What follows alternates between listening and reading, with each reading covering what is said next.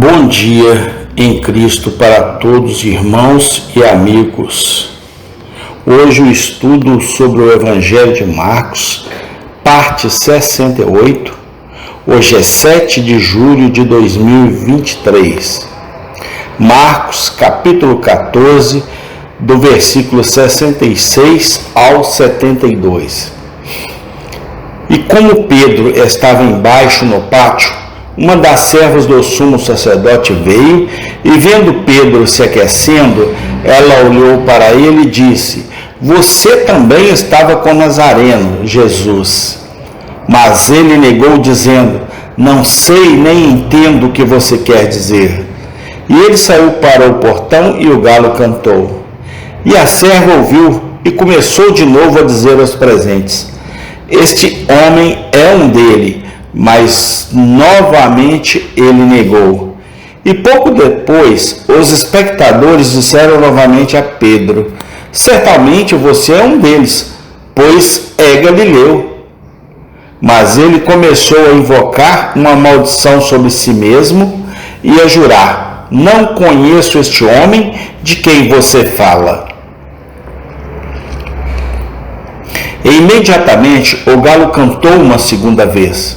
E Pedro lembrou-se de como Jesus lhe havia dito: "Antes que o galo cante 2 vezes, você me negará 3 vezes." E ele desmoronou e chorou. Marcos 14, do versículo 66 ao 72.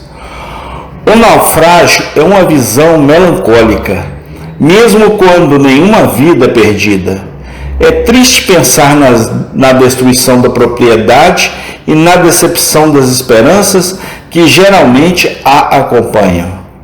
É doloroso ver o sofrimento e as dificuldades que a tripulação do navio muitas vezes tem que enfrentar em sua luta para escapar do afogamento.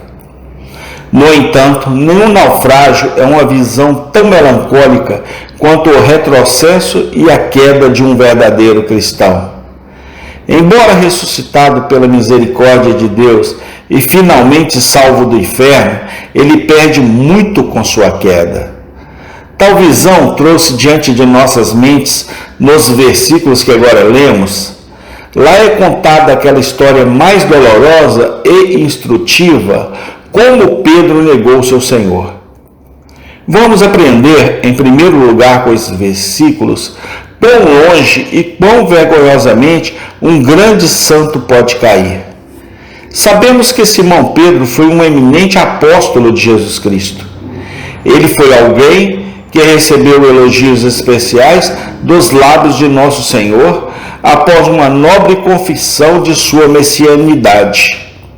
"Bendito és tu, Simão Bar-Jona. Eu te darei as chaves do reino dos céus."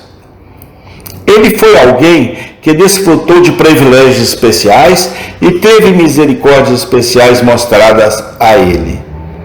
No entanto, aqui vemos esse mesmo Simão Pedro tão inteiramente dominado pelo medo que ele realmente nega seu Senhor. Declara que não conhece aquele a quem acompanhou e com quem viveu durante 3 anos. Ele declara que não conhece aquele que curou a mãe de sua própria esposa, o levou ao monte da transfiguração e o salvou de se afogar no mar da Galileia. E ele não só nega seu mestre uma vez, mas faz isso 3 vezes. E ele não apenas o nega simplesmente, mas o faz amaldiçoando e praguejando.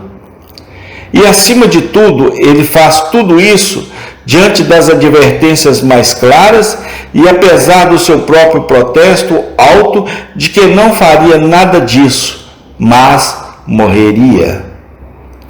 Essas coisas foram escritas para mostrar à Igreja de Cristo o que é a natureza humana, mesmo no melhor dos homens e mulheres.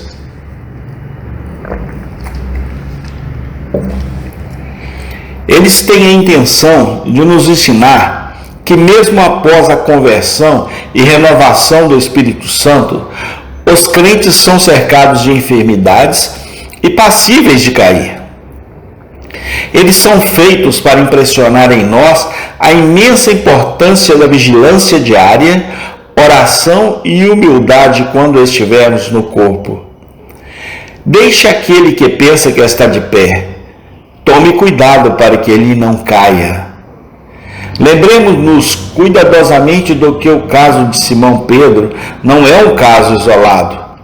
A palavra de Deus contém muitos outros exemplos da enfermidade dos verdadeiros crentes que faremos bem em observar. As histórias de Noé, Abraão, Davi, Ezequias nos fornecerão provas lamentáveis de que a infecção do pecado permanece mesmo no regenerado e que nenhum homem é tão forte a ponto de estar além do perigo de cair.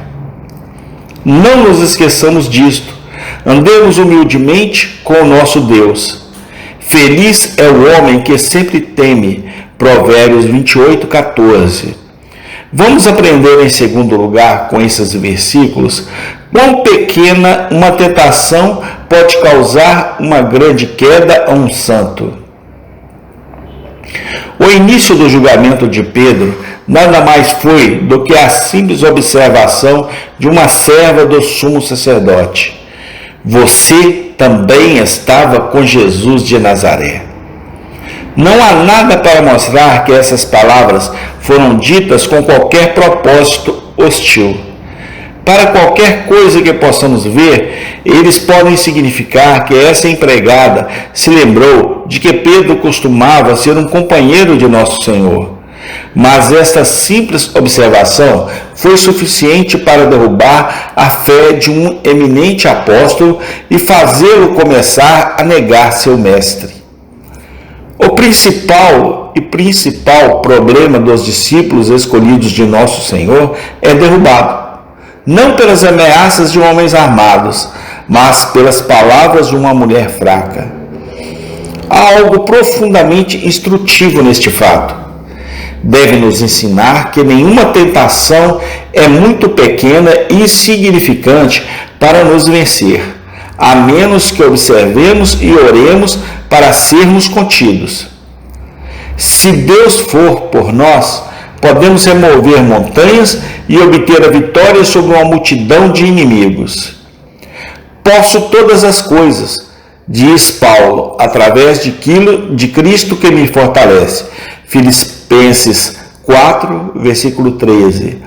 Se Deus retira a sua graça e nos deixa entregues a nós mesmos, somos como uma cidade sem portões e muros, presa do primeiro inimigo, por mais fraco e desprezível que seja.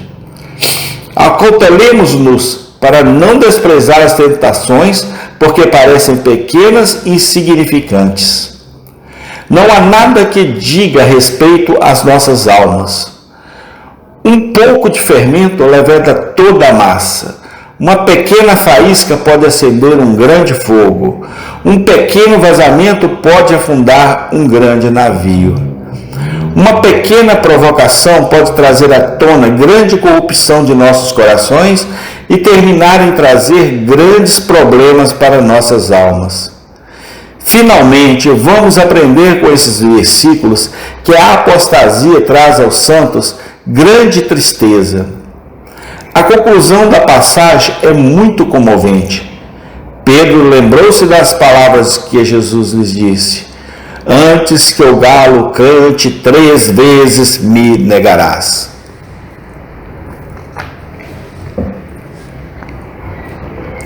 Quem pode fingir descrever os sentimentos que devem ter passado pela mente do apóstolo?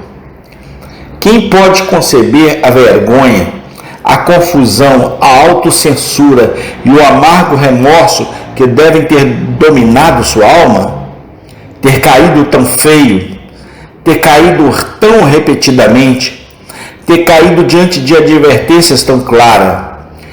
Tudo isso deve ter cortado nos pensamentos. O ferro deve de fato ter entrado em sua alma. Há um significado profundo e solene na única expressão usada sobre ele. Então Pedro lembrou-se da palavra que Jesus lhe havia falado: e ele se desmoronou e chorou. A experiência de Pedro é apenas a experiência de todos os servos de Deus que cederam à tentação. Ló, Sansão, Davi e Josafá na história da Bíblia deixaram evidências, como Pedro, de que o apóstata de coração será preenchido com seus próprios caminhos. Provérbios 14:14. Assim como Pedro, eles erraram gravemente. Como Pedro, eles se arrependeram verdadeiramente. Mas como Pedro, eles descobriram que colheram uma colheita amarga neste mundo. Como Pedro, eles foram livremente perdoados e perdoados. Mas como Pedro, eles derramaram muitas lágrimas. Deixemos a passagem com a firme convicção de que o pecado certamente levará à tristeza e que o caminho da maior santidade é sempre o caminho da maior felicidade. O Senhor Jesus misericordiamente providenciou que nunca será proveitoso aos seus servos andar descuidadamente e ceder à tentação. Se virarmos as costas para Ele, com certeza seremos espertos por isso. Embora Ele nos perdoe, Ele nos fará sentir a loucura de nossos próprios caminhos. Aqueles que seguem o Senhor mais plenamente sempre o seguirão mais confortavelmente. Serão multiplicadas as suas dores aqueles que se apressam atrás de outros deuses. Salmo 16, versículo 4. Amém e amém. Tem continuação no próximo capítulo, nos próximos versículos. Deus os abençoe hoje e sempre. Amém.